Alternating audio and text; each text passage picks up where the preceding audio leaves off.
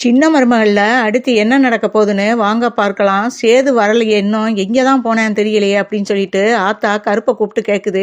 சேது உன்னிட்ட ஏதாவது சொல்லிட்டு போனானா? எங்கே போனேன்றதே தெரியல, கல்யாண நேரம் வேற நெருங்கிக்கிட்டு இருக்கு, எங்கே போனேன், உன்னிட்ட எதுவும் சொல்லிட்டு போனானா அப்படின்னும், ஒரு சின்ன வேலையா போயிட்டு வந்துடுறேன்னு சொல்லிட்டு போனாப்ல. வந்துருவாப்ல ஆத்தா, நீங்க ஏன் கவலைப்படுறீங்க, சேது கண்டிப்பா கல்யாண நேரத்துல வந்துருவாப்ல அப்படின்னு சொல்லவும், சரி சரி அப்படின்னு சொல்லிட்டு சரி கல்யாண வேலையில பரபரப்பா அப்பத்தாவும் கூட நின்று எல்லாத்தையும் வேலை வாங்கிக்கிட்டு இருக்கு. இங்க சிற்றரசு பொண்ணை அழைச்சிக்கிட்டு வந்து 50 லட்ச ரூபாய் காரோட சீராட்டோட எல்லாம் வந்து கொட்டு மேலதாளத்தோட வந்து இறங்குறாப்ல. இதை பார்த்து ஈஸ்வரி ரொம்பவே வாயை பழக்குது. இந்த கல்யாணமே நடக்காதுன்னு நினைச்சு நம்ம பயத்துல இருந்தோம், இப்ப என்னடானா மேலதாளத்தோட 50 லட்ச ரூபாய் காரோட சனத்தியோட வந்து இறங்குறாங்க. அப்ப காவியா நம்ம மகனை மன்னிச்சிட்டா போல அப்படின்ட்டு ரொம்பவே குஷியாயிருதுக சித்ராவும் ஈஸ்வரியும். அப்ப மனசுக்குள்ள நினைக்குது, பெரிய இடத்து பொண்ணு தான் போசு, இனிமே நீ கவலைப்பட வேண்டிய அவசியமே இல்லடா, நான் கூட பயந்துகிட்டே இருந்தேன், உன்னைய மன்னிச்சுட்டாடா போசு, அவளுக்கு மனசுக்கு பிடிக்கலைன்னா இவ்வளவு சனத்தியோட அவ வந்திருப்பாளா அப்படின்னு சொல்லவும், ஆமாம்மா அதுதான் எனக்கும் டவுட்டா இருக்கு அப்படின்னு சொல்லவும், நீ கவலையே படாதடா, காவியா தான்டா உன் பொண்டாட்டி அப்படின்னு சொல்லிட்டு சித்ரா ஈஸ்வரி ரொம்பவே சந்தோஷப்பட்டுக்கிட்டு இருக்குங்க. இதெல்லாம் பார்த்த சாவித்திரியும் தாமரையும், என்னடி என்ன நடக்குது இங்க, கல்யாணம் நின்று போயிரும் நம்ம நினைச்சோம், அதுக்கு ஆப்போசிட்டா இப்ப 50 லட்ச ரூபா காரும் சீராட்டோடையும் வந்து இறங்குறாங்க, நம்பவே முடியலடி. இந்த காவியா பொண்ணு ஒருவேளை மனசு மாறிட்டாளா, எல்லாத்தையும் ஏத்துக்கிட்டு அவனை திருத்தலாம் நினைச்சு கழுத்தை நீட்ட போறாளோ அப்படின்னு சொல்லிட்டு சாவித்திரியும் தாமரையும் புலம்ப ஆரம்பிக்குதுங்க. அங்கிட்டு கருப்பும் நடேசனும், என்னடா இன்னும் சேத ஆளையே காணாமே, கல்யாணம் முடிகிறதுக்குள்ள எப்படியாவது சேது வந்து அந்த உண்மையை சொல்லிட்டா இந்த கல்யாணத்தையும் நிறுத்திடலாம், போஸுக்கு கொடுக்க வேண்டிய 1 கோடி ரூபாயும் கொடுக்காம நிப்பாட்டிடலாம், எப்படியாவது இந்த கல்யாணத்தை நிறுத்தணுமே, அதுக்காக தானே அந்த மருந்தை கண்டுபிடிச்சது யாருன்னு கண்டுபிடிக்கிறதுக்கு தானே சிறுமலை கிராமத்துக்கு போகிறோம் நம்மகிட்ட சொல்லிட்டு போனாப்புல, இன்னும் காணாமே அப்படின்னு சொல்லிட்டு கருப்பும் நடேசனும் பேசிக்கிட்டு இருக்காங்க. தம்பி வந்துருவான்ல அப்படின்னு சொல்லவும், கண்டிப்பாக வந்துருவேன் அப்படின்னு சொல்லிக்கிட்டு இருக்காங்க. 2 பேரும் பேசிக்கிட்டு இருக்காங்க.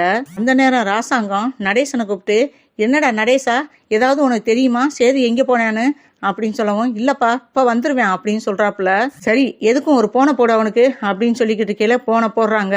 அந்த நேரம் பார்த்து கார்ல வைத்தியர் மகளை கூட்டிக்கிட்டு ரொம்ப ஸ்பீடா வந்துகிட்டு இருக்காரு, இந்த கல்யாணம் எப்படி நடந்துடக்கூடாது அப்படின்ட்டு. இங்க ஈஸ்வரி சித்ராவும் சந்தோஷப்பட்டுக்கிட்டு இருக்கேல, அப்ப ஒரு ஆப்ஷனை வைக்கிறாங்க காவியா, கடைசி நேரத்துல கூட இந்த கல்யாணத்தை நான் வேணாம்னு சொல்றதுக்கு நான் தயாரா இருப்பேன் அப்படின்னு சொல்றாங்க. இதை கேட்டு ரொம்பவே ஷாக்காகுதுங்க. இந்த பொண்ணை புரிஞ்சுக்கிறவே முடியலையே, இவ என்ன இப்படி ஒரு குண்டை தூக்கி போடுறா அப்படின்ட்டு இதுகளுக்குள்ள ஒரு பயம் வந்துருது. அம்மா கல்யாணம் நடக்குதோ நடக்கலையோ, அதுக்கு முன்னாடி எப்படியாவது பெரியப்பாட்ட அந்த 1 கோடி ரூபாயை நீ வாங்க பாரு, அது வந்துட்டா கூட நம்ம மனசை தேத்திக்கலாம், இவள்னா இன்னொருத்தி அப்படின்னு சொல்லுது. அதுவும் சரிதான் அப்படின்னு சொல்லிட்டு வேகமா வந்து ஈஸ்வரி தாலியெல்லாம் வந்து பூஜையில வச்சு சாமி கும்பிடையில அந்த 1 கோடி ரூபாய் செக்கையும் இங்கே நீங்க சாமியை கும்பிட்டு என் கையில கொடுத்துடலாம்ல அப்படின்னு சொல்லி வேகமா வந்து கேட்ட தமிழ் ரொம்பவே வந்து பயப்படுறாங்க. எங்க ஈஸ்வரி கேட்ட நேரம் மாமா செக்க தூக்கி கொடுத்துருவாரோன்னு பயத்துல சொல்றாங்க. மாமா நீங்க சொன்ன சொல்லு தவற மாட்டீங்க, கல்யாணம் முடிஞ்சா அடுத்த நிமிஷமே இந்த செக்கை அவங்க கையில கொடுக்கறதானே நீங்க பேசியிருக்கீங்க, அதே மாதிரி செஞ்சிருங்க மாமா அப்படின்னு தமிழ் சொல்லவும், தாலி கட்டினதுக்கு அப்புறம் கொடுத்தானா இப்ப தாலியை வச்சு சாமி கும்புற பூஜை அறையில வச்சு கொடுத்தானா, ரெண்டும் ஒண்ணுதானே தமிழ் அப்படின்னு ரொம்ப குழஞ்சு பேசுது. இல்லத்த கல்யாணம் முடிஞ்ச பிறகுதானே மாமா எல்லாருக்கும் முன்னாடி சபையில கொடுக்கணும்னு சொன்னாரு, அதனாலதான் நான் சொன்னேன் அப்படின்னு சொல்லவும், அதுக்கு ஆத்தாவும் சொல்றாங்க, தமிழ் சொல்றதான் சரி, சேது வந்துடட்டும், கல்யாணம் நல்லபடியா முடியட்டும், ஓ மகனை கொடுக்க வேண்டிய செக்கு நான் தானே வச்சிருக்கேன், எங்கேயும் ஓடியா போயிட போகுது, அதுக்குள்ள ஏண்டி இந்த பறக்கிற அப்படின்னு சொல்லிட்டு ஈஸ்வரிய திட்டுது. எம்எல்ஏ சிற்றரசு மனசுக்குள்ள நினைக்கிறாப்புல, எப்படியும் இந்த போசு மட்டும் நம்ம மக கழுத்துல தாலி கட்டிட்டாப்லனா அதுக்கப்புறம் அமைச்சர் பதவி நமக்குத்தான், ராசாங்கம் கூடவே இருந்து அவன் பேரை கெடுத்து அந்த பதவியில நம்ம உட்காந்துடணும் அப்படின்னு சொல்லி சிற்றரசு ஏகப்பட்ட கனவுகளை மனசுக்குள்ள சுமந்துக்கிட்டு ரொம்ப ஆசையோட இருக்காப்புல. அப்பதான் ஐயர் சொல்றாரு, முகூர்த்த நேரம் முடிய போகுது அப்படின்னு சொல்லவும், அப்ப ராசாங்கம் சொல்றாரு, சரி கல்யாணம் நல்லபடியா நடக்கட்டும், சேது வரட்டும், வரையில வரட்டும் அப்படின்னு சொல்லிட்டு தாலி எடுத்து கொடுங்க அப்படின்னு சொல்லவும், தாலி எடுத்து கொடுத்து கட்ட போறாரு. அப்ப வேகமா அந்த கயரை படக்குன்னு புடுங்கிடுறாங்க காவியா. போய் இந்த பொறிக்கு பையலுக்கும் எனக்கும் கல்யாணமா அப்படின்னு சொல்லிட்டு, அப்பா இந்த கல்யாணத்தை உடனே நிறுத்துங்க அப்படின்னு சொல்லவும் எல்லாரும் அதிர்ச்சியோட பாக்குறாங்க காவியாவை.